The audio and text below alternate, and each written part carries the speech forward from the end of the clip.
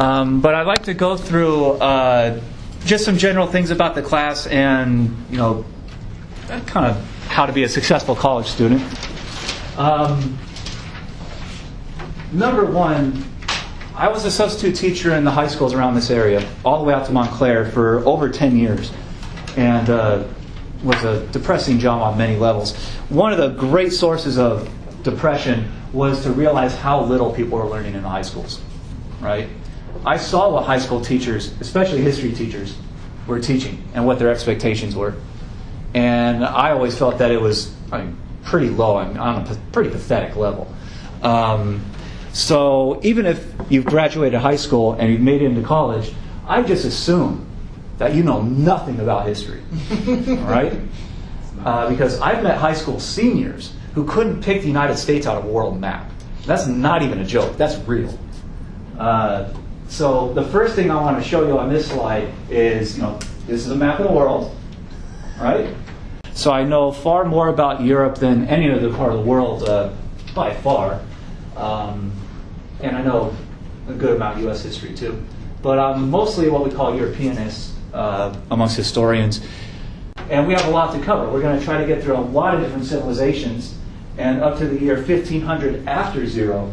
So we're going to cover 5,000 years of history all over the planet, which is going to be difficult to do in just one semester.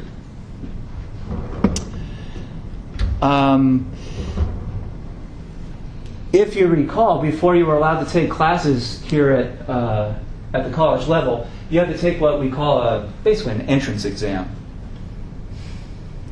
And the college takes the results of those, what we call assessment tests, very seriously. You took a test on your reading, writing, and math levels. Does this sound familiar? Mm-hmm. Before they ever let you register for a class. And they take the results of those, very, very seriously.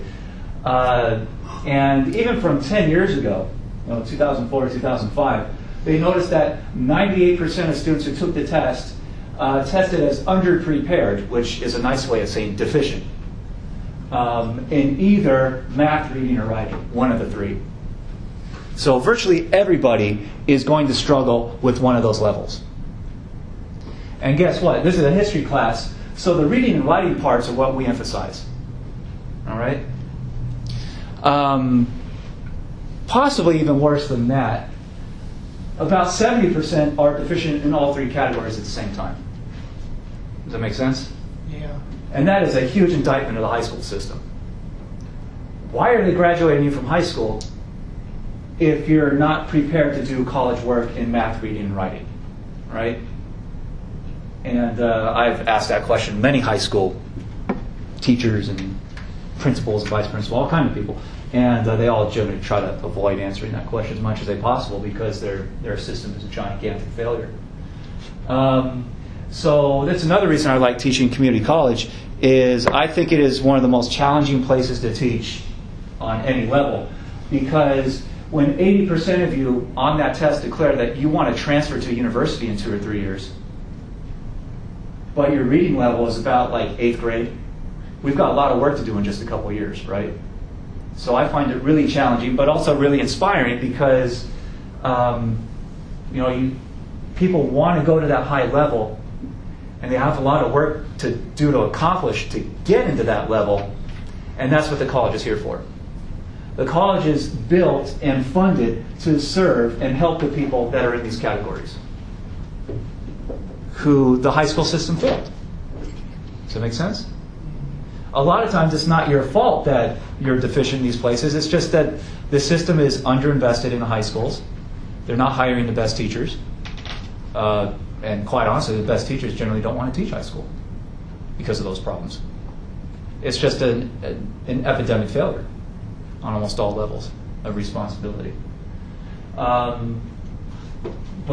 a lot of people are going to struggle in college classes. One of the best ways to try to, diagnose yourself, especially for reading and writing, is just open up the textbook for this history class. Read a few paragraphs or a few pages. And if you feel like you're struggling with the level of writing, if you're not understanding what you're reading, then you might be, one of these people that's just has never been taught how to read very well. Does that make sense? And the college has invested millions and millions of dollars to specifically help people with their reading and writing skills. That's why we have a Success Center. We have many full-time faculty that teach reading classes that are not just speed reading classes, but reading comprehension. So if you think you're struggling with the kind of vocabulary levels or the reading levels in this class, I would advise you to take one of those reading classes, or at least go in and talk to some of the Success Center people. The whole college is built to help people in those circumstances. Does that make sense? All right. But my message is that most of you will struggle in some class. And struggle isn't necessarily a bad thing. Struggle just means that you have a challenge you have to meet. And everyone has challenges they have to meet in life, even if you're like a naturally good reader somehow, or you read in your own free time, so you already read at a high level. I read at a high level when I got into college, but I couldn't do math worth anything. I still have to use a calculator to balance a checkbook, even today, as an adult, as I guess semi-adult, whatever I am. So a lot of people will struggle, and an emotional response to struggle when you realize that you're encountering something that's going to be real difficult is just panic, right? It's a natural human response to something you feel that you can't deal with. And when I went into Google Images and just typed in the word panic, this is what I got. And I think it represents panic pretty well, because if I'm sitting on a plane and you see something like this, these planes travel at like 600 miles an hour, right? If you see this, it's over, right? It's a diaper changing time, basically. You're done. So that's, I think, a good way to symbolize panic. But panic is a natural human response when you encounter something that you realize is going to be a major challenge. And people, or at least everyone who has kids that I know, they always tell me that at some point during the pregnancy or after the kid's born, they have this moment of panic, like, am I actually going to be able to take care of this child? Is this child going to die in my care? Right? Can I actually handle this? Does that make sense? Because this is a big new phase of their life, and they realize it, and they're just starting to realize the awesome level of responsibility that it takes. Does that make sense? But the same is true when you get a new job. What is the worst day of having any job? The first day. And why is that? Or the last day. Oh, the last day, depending. Could be a really good day. But why is the first day generally the worst one? It's overwhelming. I'll learn everything. Yeah, because you don't know anything. You're hit with all these new tasks, and maybe you got a little bit of training, but the training doesn't usually amount to much, right? So you have to learn to do all this stuff in what might be a chaotic environment under great pressure. So the first day is almost always the worst. And what happens? Well, if you choose to stay, some people quit after the first day, maybe it's a crappy job or something, but what happens if you stay and you keep going back day after day? It's easier. Yeah. Maybe not easier, the tasks are the same, but what are you doing? Yeah, you're learning how to do it, step by step, little piece by little piece. So you're getting better and better at the job. And that's what makes it so much easier, say a few weeks in, when you know what to expect, and you start building confidence that you can accomplish this stuff. Does that make sense? And I'll tell you, the moment of panic for me that was the worst of my life, and it wasn't just a moment or even a day of panic, it was like a whole weekend, was... I was here at Chaffey as a student, and I got good grades, so I transferred into university. So I was used to getting good grades, and the week that I took the first midterms for my classes at the university level, I was used to getting all A's and B's. 2 D's and a C. And I said that weekend, basically, holy shit, right? Am I good enough to survive at this level? And it was a whole weekend of asking myself that question, so that wasn't a fun weekend. So what you do? I asked people for advice. Other students I knew in the class that had done well on the test, how did they do it? How did they study in a different way than I did? So try to adapt, how I attacked taking the test. I asked other students that had been at the university for years, how do they cope with this kind of pressure? I asked my boss at the little job I had in the bookstore, how does he deal with stress? And I talked to my parents, right? And my dad actually gave me one of the more motivational things I ever heard was, well, if you want to drop out, you can come back home and get your old job in the retail place back and be humiliated. So, that motivated me to, try to figure out a way to survive. But it was actually my boss at that little job at the bookstore I had who sat me down and said, okay, you're going through the panic, and we see new students doing this every single year. And he gave me the talk I just gave you about how panic is natural and how to overcome it. You learn, you adapt. Does that make sense? So he gave me some of the best advice I've ever gotten about anything. You can apply that idea of panic to almost anything in life. Moving to a new city, taking a new job, having a kid. So there's all kinds of things. Right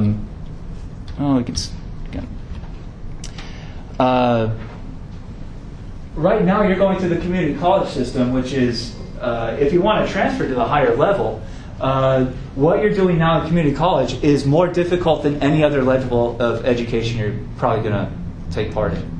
Because right now, most people in this class are taking a history class even though they don't really care much about history, right? Because it's a requirement for transfer. And I was a history major, but I had to take biology and statistics and all these other things. All these other classes I didn't really have much interest in.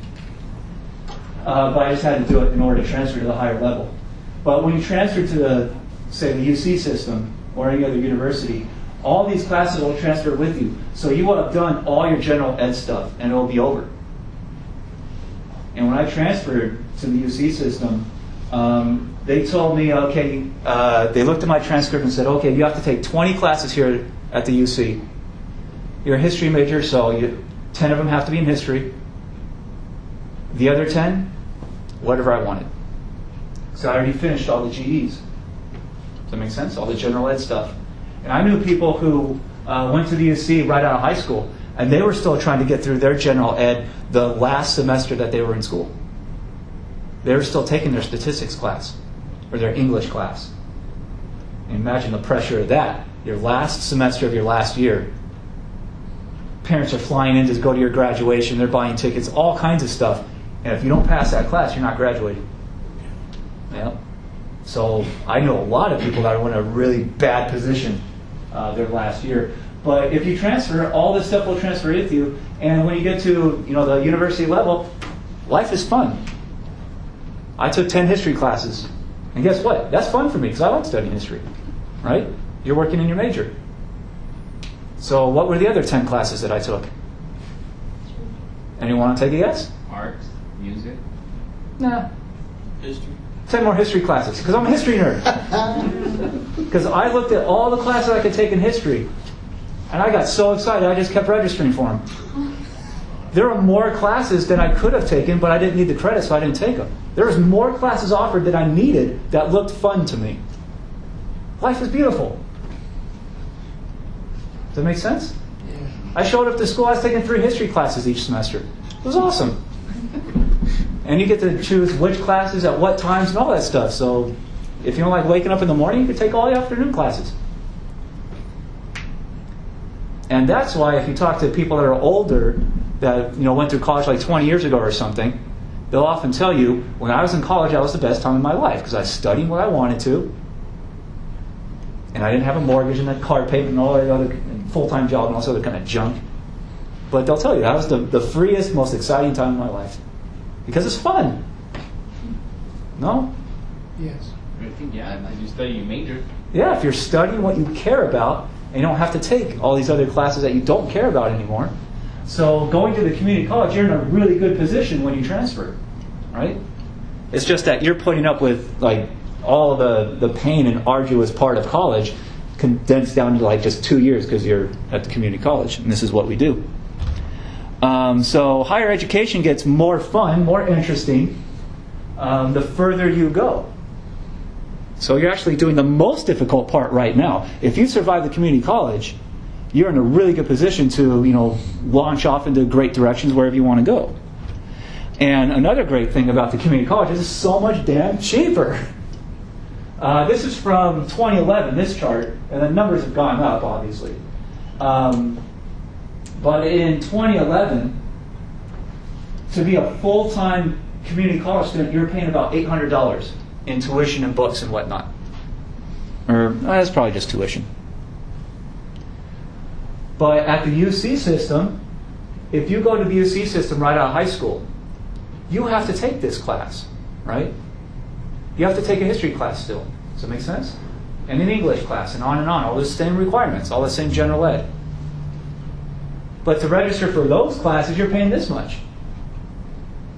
This column way over here on the right. And that was in 2011. Does anyone know what that number is in 2016? 26. UC, just for classes itself, just to get a chair in the class, I think it's somewhere around $17,000 a year. Now, I've got to update this chart, obviously. And community college has gone up to probably about $1,000 a year or something like that. So you're taking the exact same class that you would take at the UC for much greater cost. And when I was at UCLA, I used to point this out to all these smarmy, people that had gone to UCLA right out of high school and thought they were so smart. And I pointed out those numbers and said, I paid this, you paid this, who's smarter now? And they used to hate it.